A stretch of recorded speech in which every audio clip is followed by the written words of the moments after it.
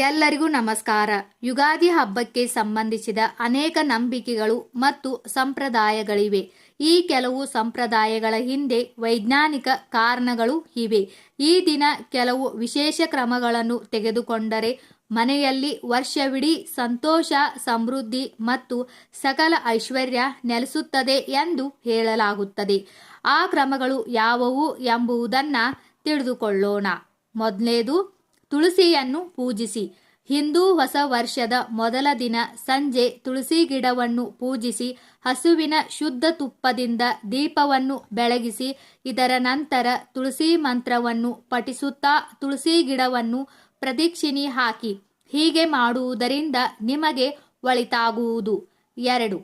ಮನೆಯ ಮುಖ್ಯ ದ್ವಾರಕ್ಕೆ ತೋರಣ ಕಟ್ಟಿ. ಹಿಂದೂ ಹೊಸ ವರ್ಷದ ಮೊದಲ ದಿನ ಮಾವಿನ ಎಲೆಗಳಿಂದ ತಯಾರಿಸಿದ ತೋರಣವನ್ನು ಮನೆಯ ಮುಖ್ಯ ದ್ವಾರದಲ್ಲಿ ಇಡಬೇಕು.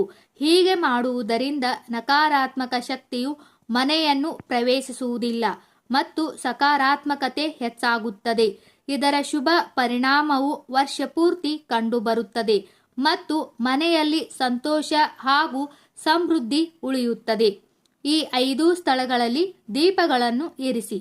ಯುಗಾದಿ ಹಬ್ಬದ ಸಂಜೆ ಸೂರ್ಯಾಸ್ತದ ನಂತರ ಮನೆಯ ಅಡುಗೆ ಮನೆಯಲ್ಲಿ, ಮುಖ್ಯ ದ್ವಾರದ 2 ಬದಿಗಳಲ್ಲಿ, ಪೂಜಾ ಸ್ಥಳದಲ್ಲಿ, ಹತ್ತಿರದ ದೇವಾಲಯದಲ್ಲಿ ಮತ್ತು ಬಾವಿ ಅಥವಾ ಮೆಟ್ಟಿಲುಗಳ ಮೇಲೆ ದೀಪಗಳನ್ನು ಬೆಳಗಿಸಿ.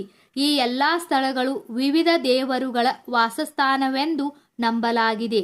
ಈ ಕ್ರಮಗಳನ್ನು ತೆಗೆದುಕೊಳ್ಳುವ ಮೂಲಕ ನೀವು ಈ ಎಲ್ಲ ದೇವರುಗಳ ಆಶೀರ್ವಾದವನ್ನು ಪಡೆಯುತ್ತೀರಿ ಮತ್ತು ನಿಮ್ಮ ಜೀವನದಲ್ಲಿ ಸಂತೋಷವು ನೆಲೆಸುತ್ತದೆ.